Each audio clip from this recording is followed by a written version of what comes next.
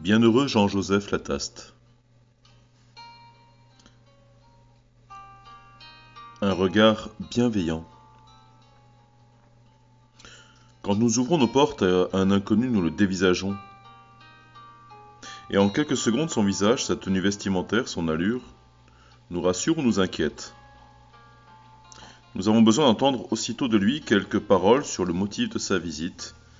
Nous entamons alors un dialogue qui nous amènera à le congédier ou à progresser dans l'accueil. Quand quelqu'un entreprend une démarche pour trouver du travail, il envoie un curriculum vitae qui sera soigneusement examiné. L'employeur intéressé prendra des renseignements, consultera des sites sur Internet pour voir s'il y figure le nom du candidat, vérifiera les informations, les étapes, la vie familiale, la vie privée. Pour une part, une telle démarche peut paraître normale, mais on sait qu'elle peut comprendre aussi une méfiance exagérée, et parfois de la discrimination ou de l'injustice. Ceux et celles, par exemple, qui ont payé une peine infligée par la justice humaine en savent quelque chose. Quand, sortis de prison, ils cherchent du travail et sont résolus à reprendre honnêtement leur place dans la société. Admettons donc que le regard bienveillant, que l'accueil inconditionnel est bien complexe. C'est sans doute pour cette raison que nous avons tant de peine à nous laisser accueillir par Dieu, qui accueille toute personne se tournant sincèrement vers lui. Toute la révélation biblique nous manifeste cet amour de Dieu, ce regard qu'il porte sur nous, cette attente. Parmi beaucoup de ces témoins, il faut citer Jean-Joseph Lataste, le fondateur des Dominicaines de Béthanie. Celles-ci ont pour mission de montrer que Dieu accueille tous ceux qui s'adressent à lui et qu'il ne rejette personne. Les sœurs de Béthanie le montrent non seulement par cet accueil, mais par leur existence même, dans leur communauté, qui comprend des femmes d'origines très diverses, les unes ayant fait l'expérience de la misère ou du péché, de la prison même, les autres n'ayant pas eu tant de difficultés dans leur parcours de vie. Sans tenir compte de leur passé, acceptant de ne plus en parler, elles s'accueillent les unes les autres parce que Dieu les accueille et leur donne la grâce de vivre ensemble, pour montrer au monde que dépossédés de ce moi profond, nous rentrons dans l'union avec Dieu. Dépossédés du poids du passé, nous rendons grâce et nous vivons d'espérance. Et cela est possible. Le thème de notre année pastorale, gracieux parce que gracié pour ne pas être ingrat, vient appeler chacun et chacune de nous à découvrir cette même réalité. Le regard de Dieu ne voit pas les apparences, il va au-delà. Il va au cœur. La parole de Dieu ne cesse de nous dire, et Jésus nous l'a montré, que sa parole était une épée qui allait aux jointures. Dieu a tout déposé dans l'être humain quand il l'a créé à son image et comme à sa ressemblance.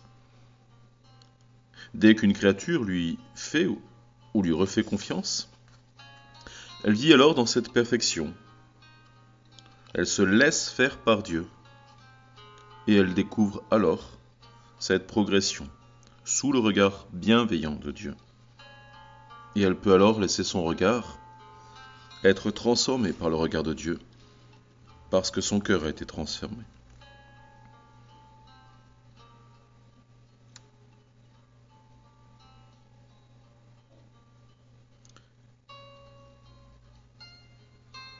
Comme disait saint Thomas d'Aquin, s'ils rencontrent cet homme, ils sont témoins du Dieu qui accueille sans condition. Ils ne l'enferment pas dans son passé. Ils offrent leur pardon et ouvrent avec lui la route de l'espérance. Ceux qui, ont fait l'expérience dans leur chair de la miséricorde de Dieu. Dimas, le bon larron, fait partie de ces voleurs d'éternité. Souviens-toi de moi quand tu viendras dans ton royaume. Vérité pour accueillir amour. Justice pour vivre de la paix. Et il entendra, en vérité je te le dis, aujourd'hui tu seras avec moi dans le paradis.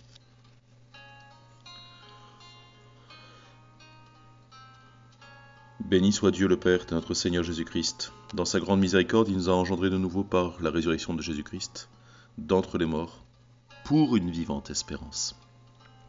L'espérance est la joie de savoir que nous avons déjà ce que nous ne voyons pas. L'espérance change le regard porté sur le monde, sur Dieu et sur nous-mêmes. Suivons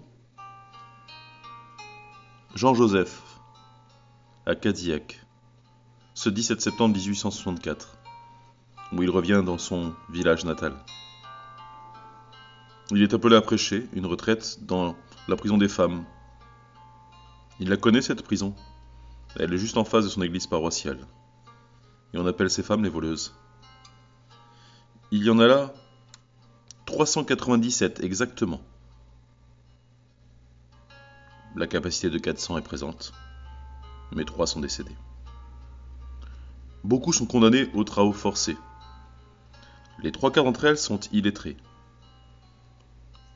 Les plus grands nombres sont condamnés pour infanticide et pour vol. Le règlement de la prison est extrêmement sévère. Il y a interdiction de regarder le prédicateur dans les yeux. Jean-Joseph Lataste a 32 ans. Il est prêtre depuis 18 mois seulement.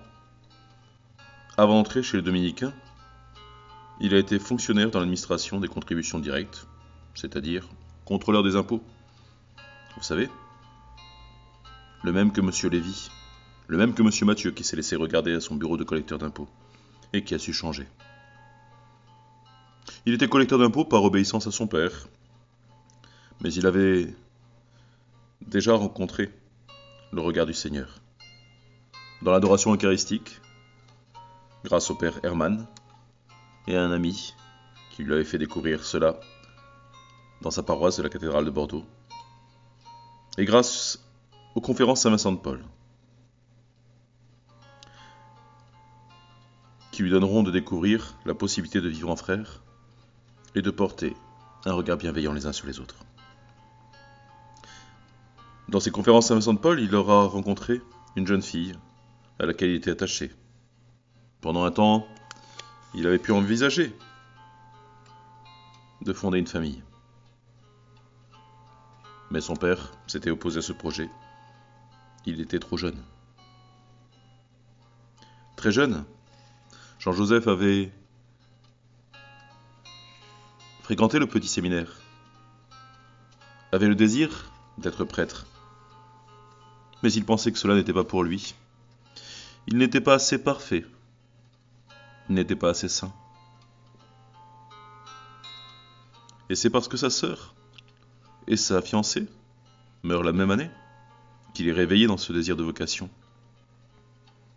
Il apprendra que sa sœur, les 15 derniers jours de sa maladie, offrait les souffrances de sa maladie pour la vocation de son petit frère.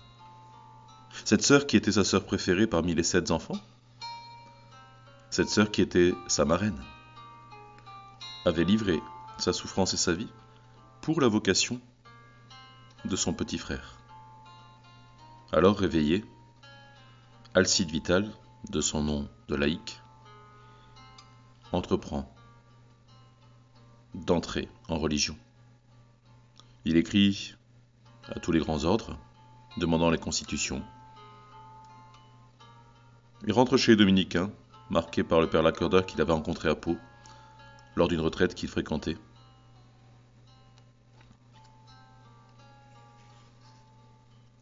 Ainsi, lorsque le jeudi 15 septembre 1864, il entre dans la maison de détention, tenant en main les feuilles sur lesquelles il a écrit son sermon, le père Lataste ne se rend pas complètement compte qu'il introduit une bombe atomique dans la prison. Toute sa vie avait été préparée pour ce moment-là et il ne le savait pas. Il était né dans ce lieu, il ignorait ces femmes, il le regardait avec défiance. Il allait dans ce lieu simplement par obéissance et avec crainte de ne pas être entendu et d'avoir une prédication inutile.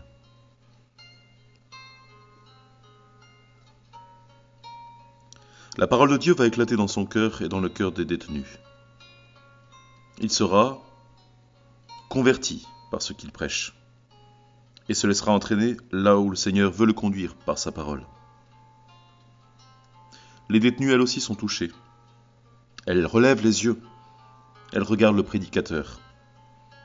Elles désobéissent aux ordres iniques de les faire rester dans leur misère. La foi chrétienne nous fait détester le péché, mais aimer le pécheur. Le Père Lataste écrit « Vous les auriez vus relever doucement la tête comme des fleurs après l'orage, quand le soleil vient les toucher. Leur visage, s'épanouissait peu à peu, et il semblait qu'ils respiraient plus à l'aise, et que les murs pourtant, si lourds de la prison, leur fussent devenus légers. » Qu'avait dit Jean-Joseph ? Il avait dit simplement une parole qu'il avait lui-même entendue et qu'il avait relevée. Mes chères sœurs, mes chères sœurs, vous l'êtes vraiment dans le Christ Jésus, sœurs et chères. Retrouvez une place dans cette terre. Ne pas rester dans le noir et le gouffre du péché. Voilà ce que Jean-Joseph y a apporté à cette prison. Donner à ces femmes de ne pas rester enfermées dans ce qu'elles pensent connaître du monde et d'elles-mêmes, mais reconnaître le Seigneur. Et par cette reconnaissance, naître de nouveau. Rentrer dans une gratitude nouvelle, ne plus être ingrate et découvrir cette grâce qui rend gracieux et gracieuse.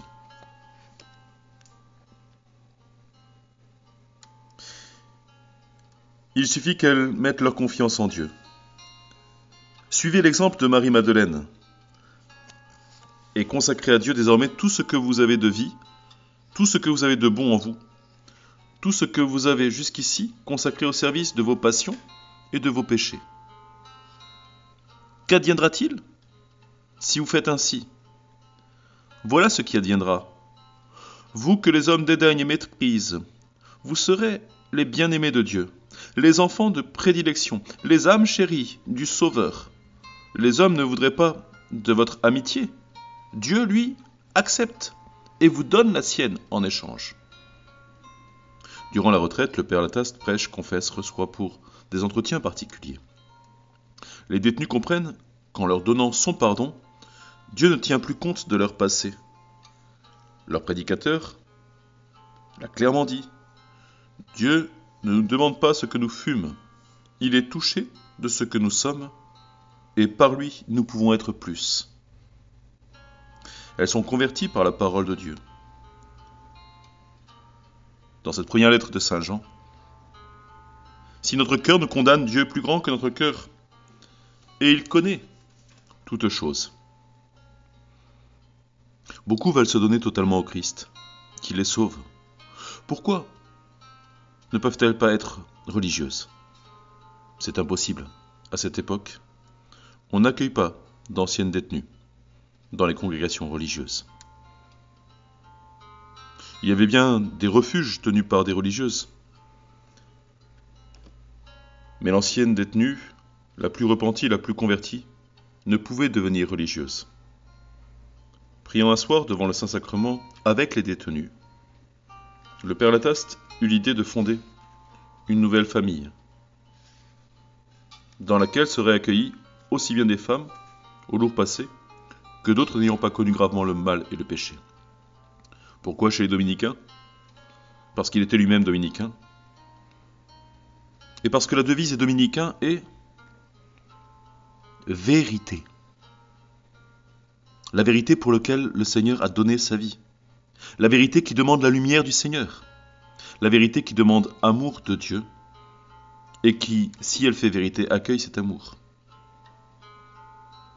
Dans le psaume 84, amour et vérité se rencontrent. Justice et paix s'embrassent. La vérité germera de la terre, et c'est bien le Seigneur qui est né pour cette vérité, dans le sein de la mer.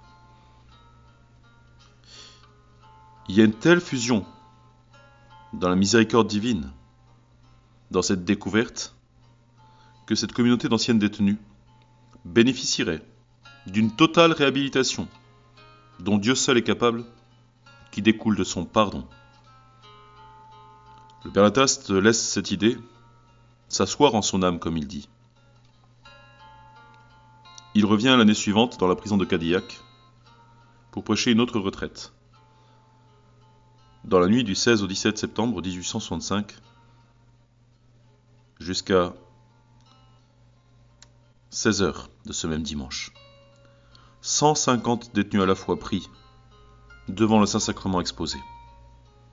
Dans son sermon de clôture, le Père Lataste s'écrie « J'ai vu des merveilles, j'ai vu des merveilles », reprenant par là les mots de Catherine de Sienne, qui, dans son extase, avait dit « J'ai vu des merveilles ». Il a vu les effets de la parole de Dieu chez les femmes les plus pauvres et les plus rejetées.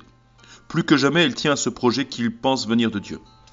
Il avance avec confiance, il sera l'instrument du Seigneur pour fonder cette famille religieuse et changer le regard des hommes sur ces femmes. Il veut appeler cette congrégation des dominicaines de Béthanie. Pourquoi Béthanie? Voici l'explication du Père Lataste. L'Évangile nous rapporte qu'à Béthanie vivaient deux sœurs. L'une d'elles, d'une inviolable vertu, c'était Marthe, la sœur de Lazare, honorée par l'Église au nom de ses vierges. L'autre, c'était Madeleine, la pécheresse, dont Jésus avait chassé 7 démons, nous dit l'auteur sacré. Madeleine, la pécheresse, autrefois, aujourd'hui la réhabilité. Et Jésus aimait à venir se reposer dans leur maison, et toutes rivaliser d'empressement, l'une à servir, l'autre à l'écouter parler. Jésus ne semble pas mettre de différence entre elles. En vérité, quand il se donne aux âmes, Jésus ne remarque point à ce qu'elles furent, mais à ce qu'elles sont, ni si elles ont failli, mais comment elles aiment, pénitentes ou immaculées. Il ne pèse les âmes, quelles qu'elles soient, qu'au poids de leur amour. Heureuse celle qui, aiguillonnée par le passé, ose lutter d'amour, même avec les âmes sans tache. Où les péchés s'est multiplié, la grâce a surabondé. Romains 5, 20. J'ai vu des pauvres femmes, des pauvres filles depuis longtemps, bien longtemps peut-être oublieuses de Dieu, élevées dans l'indifférence et le mépris de ses lois, rendre grâce à Dieu et être transformées. Pour réaliser l'œuvre que le Seigneur lui a inspirée, le Père Lataste rencontrera de nombreuses difficultés, des oppositions. Il enverra une brochure, les réhabilités, le 19 mars 1866, jour de Saint-Joseph. Et il fera l'offrande de toute sa maladie, de toute sa souffrance, pour que Saint-Joseph soit nommé au canon des Écritures, au canon de la messe, et pour que Saint-Joseph devienne patron de l'Église universelle. Il trouvera une religieuse volontaire pour cet exercice. Il lui dira « Vous serez appelé à être avec elle, quitte à être considéré comme elle. » Mère Henri-Dominique, le 14 août 1866, avec 3 compagnes, fonde la vie béthanienne. C'est la pauvreté complète. Une malle, et pour repas de midi, un chou-fleur. Rien d'étonnant. Depuis cet enfant, dans une mangeoire à Bethléem jusqu'à aujourd'hui, Dieu commence toujours ses œuvres, dans le dénuement. Et l'humilité est la même chose que l'humiliation. Et c'est l'humus, notre propre terre, qui reçoit, si elle est humble, disponible, la grâce de Dieu qui transforme les cœurs. Oui, ses sœurs, ses filles, furent chrétiennes un jour, bientôt perverties et accoutumées à laisser aller leur âme. Elles ont été à contre-courant. Elles se sont laissées porter par leur passion. Mais voici qu'elles ont découvert la passion du Seigneur. La presse est enthousiaste. Le supérieur provincial du Père Lataste écrit « La difficulté ne porte pas sur le fonctionnement plus ou moins régulier de la maison dans l'état actuel, mais sur le principe même qui admet, dans un avenir plus ou moins éloigné, des personnes réputées infâmes sur le pied d'égalité avec les religieuses dominicaines. » Une supérieure dominicaine a très bien compris l'intention du Père Lataste et ne peut admettre que d'anciennes détenues portent le même nom et le même habit qu'elle. Le Père Lataste insiste et ne lâche pas prise. Les religieuses de Béthanie seront dominicaines ou ne seront pas. Non seulement il est dominicain et n'entend pas quitter son ordre, mais il sait que les convertis ne seront pleinement réhabilités que si un grand ordre, comme celui de Saint-Dominique, accepte de les recevoir, comme un nouveau rameau, et partage avec elles sa réputation, son nom, son habit, ses traditions, comme autant de moyens pour exprimer l'accueil, fruit de la miséricorde. Ce n'est pas pour les malades, ce n'est pas pour les bien portants, mais bien pour les malades et les pécheurs que le Seigneur donne sa vie. On peut entraver l'œuvre de l'Esprit Saint. Jean-Joseph écrira au pape, disant qu'il livre sa santé pour cela. Et le pape mettra en œuvre tout ce qu'il peut pour que Joseph vienne au canon de la messe et soit déclaré patron universel de l'Église. Mais il faudra attendre le Concile Vatican II et le pape Jean XXIII, qui, surpris par un évêque qui avait été mis en prison, avait pris la parole et disait que Joseph n'était pas assez honoré. Et cet évêque avait, dans la basilique Saint-Pierre de Rome, entendu les rires de ses frères évêques.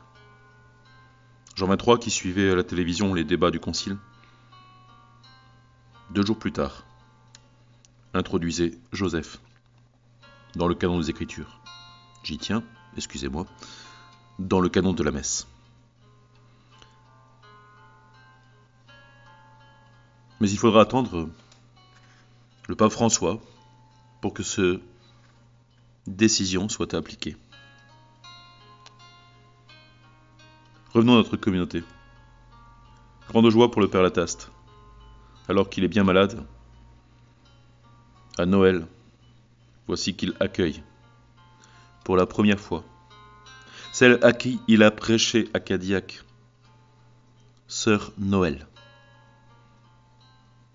Première sœur, cadeau de Noël. Dans cette humble congrégation, voici qu'il donne pour la première fois l'habit dominicain à une sœur dominicaine de Béthanie. Aujourd'hui, la communauté de dominicaines de Béthanie sont un miracle permanent, une fraternité de grâce. Elles réunissent dans une même congrégation des femmes venues de prison, de la drogue, de la prostitution, de toute addiction, de l'alcoolisme, de graves situations. Des femmes qui n'ont pas eu un passé aussi chargé peuvent être là. Elles vivent l'aujourd'hui de la miséricorde de Dieu, car la main qui a relevé les unes est la même que celle qui a préservé les autres de tomber, nous dit le Père Lataste. Elles s'efforcent de vivre la discrétion sur leur passé. Ne s'étonne pas quand parfois les blessures cicatrisées de l'une d'entre elles s'ouvrent à nouveau. À Béthanie, on pardonne, on repardonne, on fait et on refait confiance. Je les ai vus, par phalanges, s'assembler autour du Dieu hostie, auprès de l'époux, du Dieu de toute pureté. Elle, autrefois, si flétrie, si déshonorée, les voici rayonnantes devant leur Créateur et Sauveur. Mon Dieu, ma miséricorde, que vont devenir les pécheurs? C'était le cri de saint Dominique. C'est le cri d'un des vrais fils de Dominique, le Père Lataste. Béthanie voudrait témoigner que la grâce est assez puissante pour refaire la vie la plus détruite. Fidèle au lieu de naissance de leur congrégation, elle porte dans la prière les prisonnières d'aujourd'hui. Chaque couvent délègue une sœur ou deux pour visiter ceux et celles qui ont besoin, qu'on leur annonce la libération et l'espérance du Christ. Béthanie est un miracle permanent, le paradis perpétuel, de l'adoration perpétuelle. Ne vous souvenez plus des événements anciens, ne pensez plus aux choses du passé. Voici que je vais faire toutes choses nouvelles, déjà à la pointe, ne le voyez-vous pas. Isaïe 43, 18, 19, ce que la tradition nous fait mettre dans la bouche de Jésus, lorsqu'il rencontre sa mère. Femme, voici que je fais toutes choses nouvelles. Ce Jésus qui a réhabilité les unes, protégé les autres, et les garde ensemble, les fait vivre de cette perfection. Et l'Eucharistie est le centre et le sommet de leur vie. Il y a deux formations, il y a deux extractions, il y a deux races de saints dans le ciel. Les saints de Dieu sortent de deux écoles, de l'école du juste et de l'école du pécheur. De la vacillante école du péché, heureusement que c'est toujours Dieu qui est le maître de l'école, nous dit Peggy. Aujourd'hui encore, le rayonnement de la miséricorde est présent dans les prisons et des instituts séculiers sont présents. Il y a ceux qui viennent des justes et ceux qui vivent des pécheurs. Et ça se reconnaît. Heureusement qu'il n'y a aucune jalousie dans le ciel. Au contraire, puisqu'il y a la communion des saints. Heureusement qu'ils ne sont pas jaloux les uns des autres, mais tous ensemble, au contraire, ils sont liés comme les doigts de la main, car tous ensemble ils passent tout leur temps, toute leur sainte journée ensemble, à comploter contre Dieu, devant Dieu, pour que pied à pied la justice, pas à pas, cède le pas à la miséricorde. Le porche, le mystère de la deuxième vertu. Charles Péguy. Il y a des jours où je me persuade que le manque d'imagination spirituelle est très grand. Un très grave défaut, c'est un péché contre l'espérance. Une incapacité du cœur qui interdit de passer du monde de la justice à celui de la miséricorde, du monde tel qu'il est à celui que le Seigneur prépare. Puisse Jean-Joseph Lataste, ce bienheureux, donner à chacun de nous de pouvoir entrer dans la miséricorde. Si tes lèvres confessent que Jésus est Seigneur, si ton cœur croit que Dieu l'a ressuscité des morts, tu seras sauvé, car la foi du cœur obtient la justice et la confession des lèvres le salut. Et ce salut est de nous laisser chaque jour faire, refaire. Venez à moi, vous tous qui peinez sous le poids du fardeau, je vous procurerai le repos. Prenez sur vous mon joug, devenez mes disciples, car je suis doux et humble de cœur.